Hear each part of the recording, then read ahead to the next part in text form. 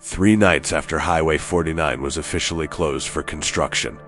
I watched a 1987 Buick Skylark follow my patrol car for 12 miles, the same car that had burned to scrap metal in that ditch 6 months ago, taking Maria Santos and her 2 kids with it.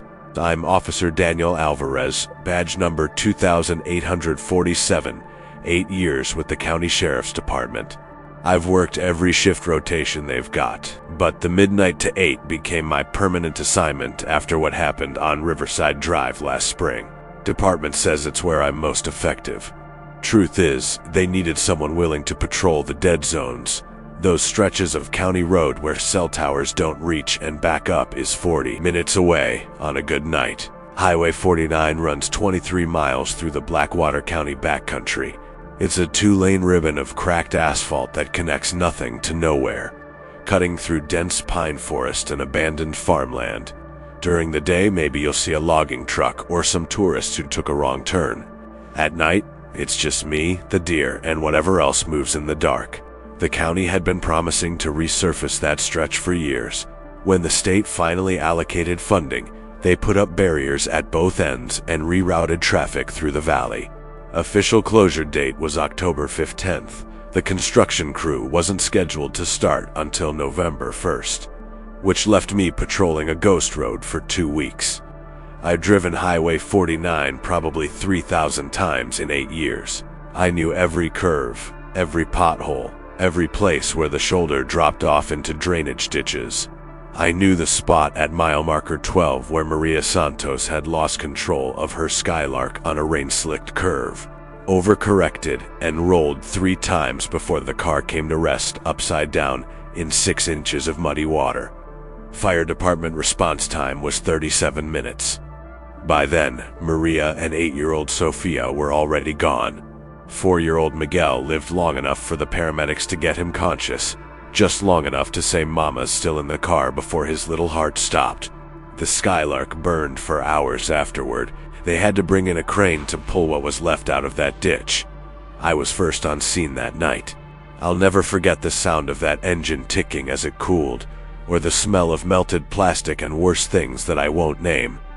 It was the kind of call that follows you home, the kind that makes you double-check the locks and hug your own kids a little tighter.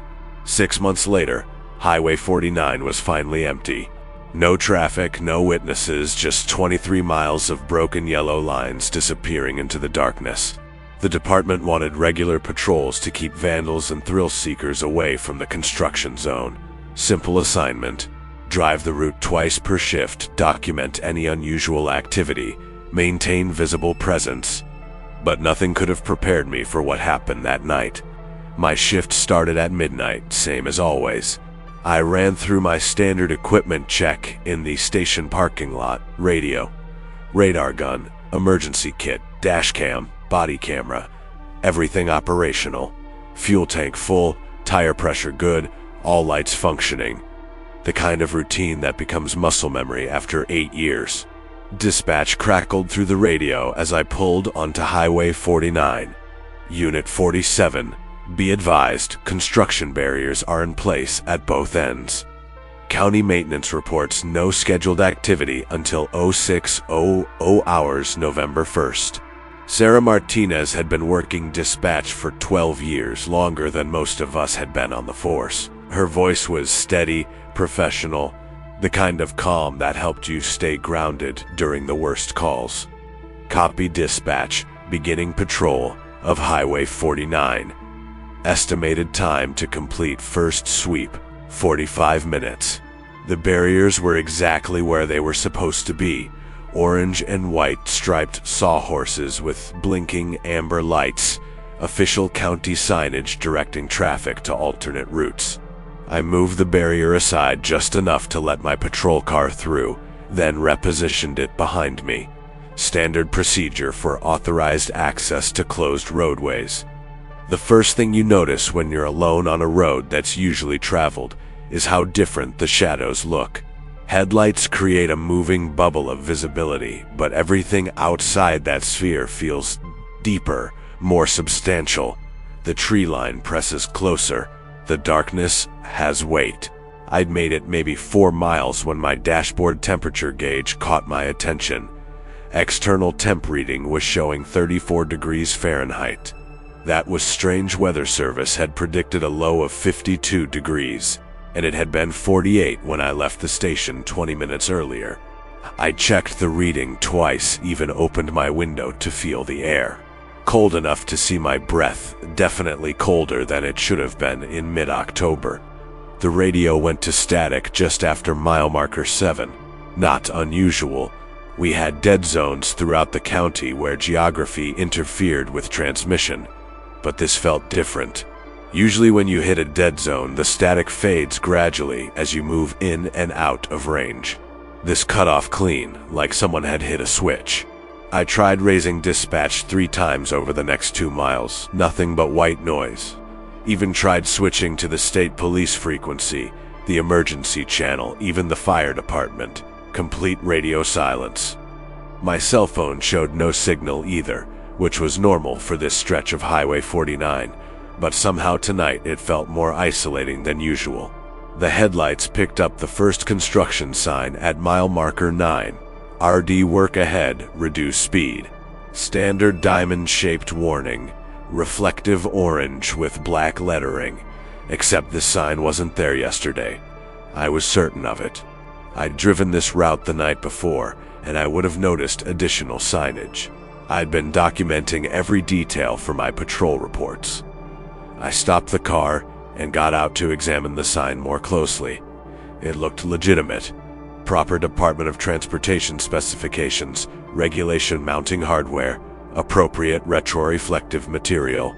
But when I touched the base, the metal was ice cold, cold enough that my fingertips stuck momentarily to the surface.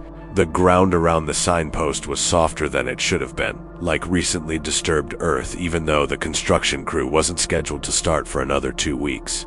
Back in the patrol car, I tried the radio again. This time I got something not static, but a low humming sound that seemed to pulse in rhythm with my heartbeat. I adjusted the frequency, tried different channels, but the humming followed every setting. It reminded me of something, but I couldn't place what. Mile marker 12 was coming up.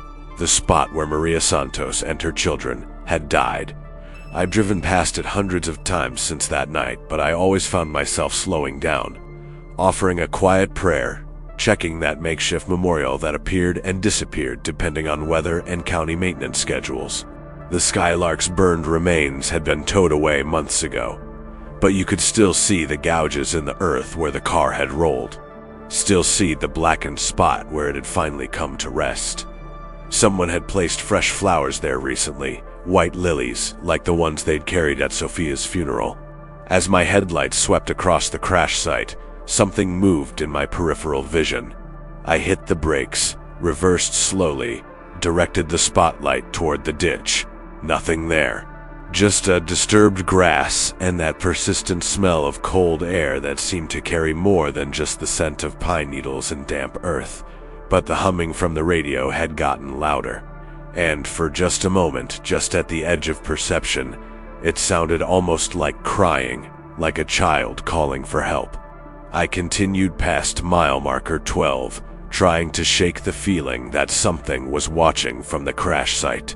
The radio humming had faded back to static, and the temperature gauge was slowly climbing toward normal. Maybe the cold snap was just a weather front moving through. Maybe the radio interference was atmospheric. Maybe I was letting the isolation get to me. But at mile marker 15, my rearview mirror picked up headlights. Single vehicle, maybe half a mile back, maintaining steady distance. The headlights were yellowish, the kind you see on older cars before halogen became standard. I slowed down to let them pass, but the vehicle slowed too. I sped up to normal patrol speed. The headlights matched my pace exactly. This was strange behavior for Highway 49, especially at 1:30 in the morning on a closed road. I tried the radio again, got nothing but that low humming sound. My standard procedure would be to run the plates, but I was too far away to make out a license number, and my MDT terminal was showing nitrogen monoxide connection in flashing red letters. I decided to pull over and let the vehicle pass. There's a scenic overlook at mile marker 16, basically just a widened shoulder with a historical marker about logging operations from the 1920s. I activated my emergency flashers and came to a complete stop. The other vehicle's headlights disappeared around the curve behind me and never reappeared. I waited 5 minutes in that overlook, watching my mirrors, scanning the road behind me. Nothing. The stretch of highway from mile marker 15 to 16 is completely straight. No side roads, no driveways, nowhere for a car to go except forward or backward. But somehow, those headlights had simply vanished. I pulled back onto the highway and continued toward the northern barrier. The radio was completely dead now, not even static. The temperature gauge was reading 29 degrees and dropping. My breath was fogging in the patrol car, even with the heater running full blast. At mile marker 18, I saw them again. Headlights in my rearview mirror, same distance, same yellowish glow. This time I could make out the vehicle's shape. Sedan, probably mid-1980s, based on the boxy silhouette. It looked familiar, but I couldn't place why. I should have been focusing on standard police procedure, attempts to identify the vehicle, determine if it belonged to county maintenance or construction personnel, establish communication with dispatch. But something deeper was happening, something that made my training feel inadequate. The logical part of my mind was cataloging observations, noting details, preparing for a by-the-book traffic stop. But another part, the part that had walked through that crash site 6 months ago and smelt death in the twisted metal, was screaming warnings I didn't want to acknowledge.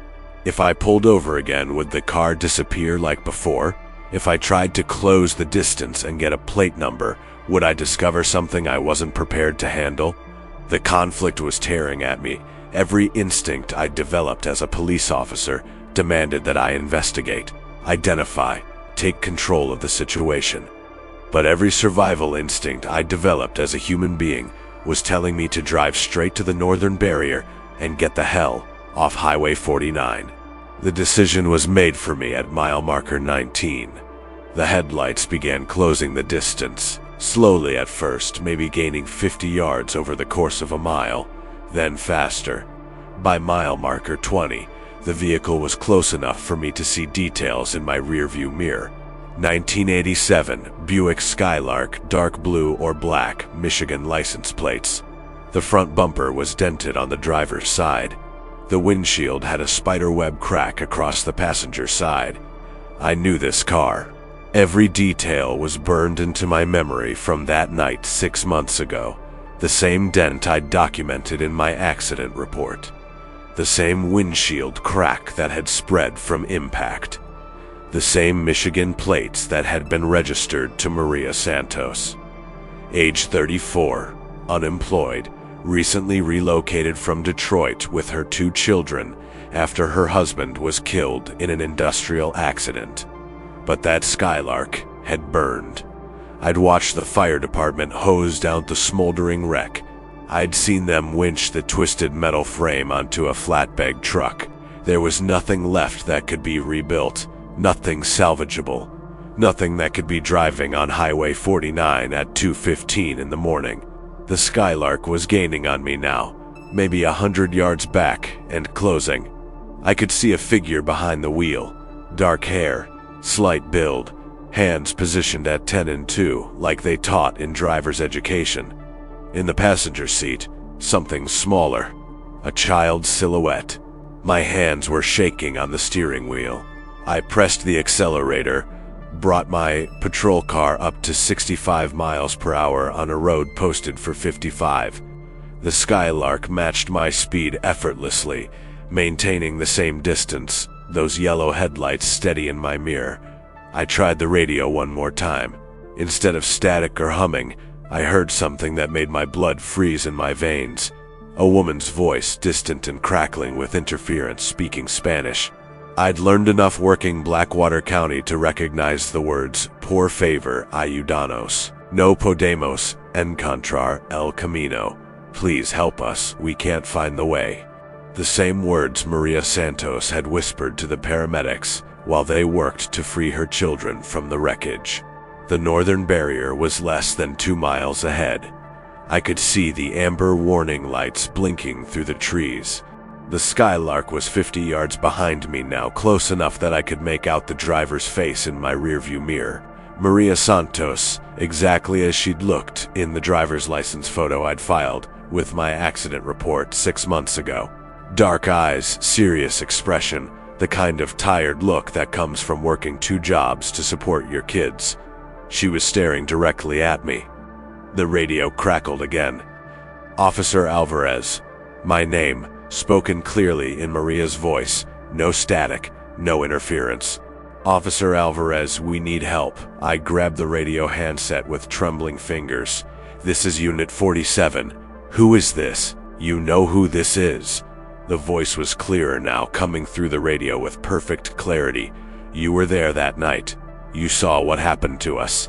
The temperature gauge was reading 19 degrees. My breath was coming in short white puffs. Ice was forming on the inside of my windshield. You tried to help us, Maria's voice continued through the radio. But you were too late. 37 minutes. Do you remember 37 minutes? I remembered. God help me, I remembered every second. The Skylark pulled alongside my patrol car, matching my speed exactly. 65 miles per hour down Highway 49. I turned to look through my driver's side window. Maria Santos was looking back at me from behind the wheel of a car that had burned to scrap metal 6 months ago. In the passenger seat, a little girl with dark hair and a pink jacket. Maria Santos, age 8. In the back seat, barely visible, a smaller figure, Miguel, age 4. All 3 of them were looking at me. All 3 of them were waiting for an answer. What do you want? I managed to whisper into the radio. We can't find our way home, Sophia's voice answered, high and sweet and impossible. Mama says we're lost. She says you can help us. The northern barrier was a quarter mile ahead. I could hear my own heartbeat pounding in my ears, could feel sweat freezing on my forehead. The logical part of my mind was screaming that this wasn't real, couldn't be real. That dead people don't drive cars, and children don't speak through police radios. But they were right there, 3 feet away, looking at me with eyes that held no accusation, no anger, just a terrible sadness and an endless, patient hope. I couldn't save you, I said into the radio, my voice breaking. I tried, but I was too late. I'm sorry. I'm so goddamn sorry. We know. Maria's voice was gentle, forgiving. But you can help us now. How? The barrier was 100 yards away. I had seconds to decide, break, stop, listen to whatever these impossible voices wanted to tell me, or punch through the barrier and flee back to the world of living people and rational explanations.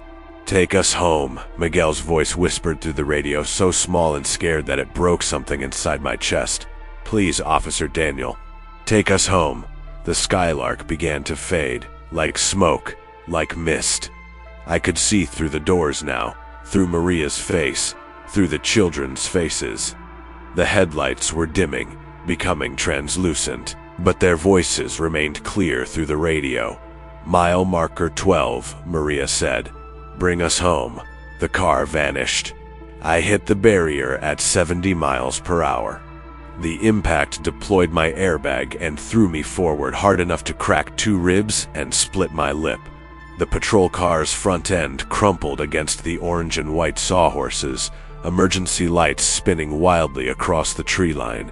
But I was alive. I was warm. The radio was working. Unit 47, please respond. Sarah Martinez's voice was sharp with concern. We lost your signal 20 minutes ago. What's your status? 20 minutes. I'd been gone 20 minutes. But I'd been driving for over 2 hours, had traveled the entire length of Highway 49, had been followed by ghosts for 12 miles. Unit 47 responding. I managed to say, I've had an accident at the northern barrier. Request backup and medical. Copy Unit 47. Backup and EMS en route. Are you injured? I looked at my watch. 12:47 a.m. Less than an hour since I'd started my patrol. The dashboard temperature gauge read 52 degrees. The official report listed my accident as a single-vehicle collision caused by fatigue and poor visibility. The department's insurance covered the patrol car repairs. I was placed on administrative leave for 2 weeks pending a fitness for duty evaluation, which I passed without incident. The department psychologist noted some symptoms consistent with post-traumatic stress, but cleared me for return to active duty. I never told them about the Skylark. I never mentioned the voices on the radio, or the impossible cold, or the 20 minutes that felt like 2 hours. Who would have believed me? More importantly, who would have trusted me with a badge and a gun after a story like that? But I did request a transfer to day shift. Captain Morrison approved it without question. He said I'd been working nights too long anyway, that it was time for some of the younger officers to take their turn in the dark. They gave Highway 49 to Officer Chun, a rookie who'd been with the department for 6 months. I didn't warn him. What would I have said? 2 weeks after I returned to duty, I drove past mile marker 12 during my afternoon patrol. The crash site looked different in daylights, smaller, less ominous, just a patch of disturbed earth beside a rural highway. But someone had left fresh flowers there. White lilies arranged in a perfect circle around a small wooden cross that hadn't been there before. The cross bore 3 names: Maria Santos, Sofia Santos, Miguel Santos. Below the names, a date, the night they died, and below that, in Maria's careful handwriting, 2 words in Spanish: Gracias, Daniel. I stopped the patrol car and walked to the memorial. The flowers were still damp with morning dew, recently placed. The wooden cross was hand-carved, the kind of work that takes hours of careful attention. Someone had loved these people enough to create something permanent, something that would last. I knelt beside the cross and said the prayer I should have said 6 months ago, the prayer I'd been carrying in my chest like a stone. I asked for forgiveness for being 37 minutes too late. I asked for peace for 3 souls who'd lost their way home. I asked for the strength to carry their memory without letting it destroy me. When I stood up, the lilies were gone. The cross remained, but the flowers had simply vanished, as if they'd never been there at all. I've been working day shift for 3 months now. The transition has been good for me. Better sleep, regular meals, time with my own family. I don't miss the isolation of the midnight hours, or the weight of patrolling empty roads where tragedies echo in the darkness. Officer Chun seems to be adjusting well to his night shift assignment. He's filed routine patrol reports for Highway 49, noting no unusual activity. No equipment malfunctions, no radio interference. His accident rate is clean. His supervisor evaluations are excellent. But last week, during shift change, he pulled me aside in the parking lot. He looked tired, the kind of bone-deep exhaustion that comes from seeing too much. "Alvarez," he said, "you ever have any strange experiences on Highway 49 during your night patrols?" I looked at this young officer, this rookie who was still learning how to balance duty with survival, how to serve and protect without losing himself in the process. I thought about Maria Santos and her children, about voices on the radio, an impossible cold, and 20 minutes that contained a lifetime of regret. "Why do you ask?" I said. Chun shrugged, trying to look casual. "No reason. Just curious." I handed him my old thermos of coffee, the one I'd carried on every night shift for 8 years. "Stay warm out there," I told him. "And Chun, if you ever need backup, call it in. Don't try to handle everything alone." He nodded and walked toward his patrol car. I watched him drive toward Highway 49, toward the darkness and whatever waited there. And sometimes, late at night when the wind is just right, I still hear those voices calling for help.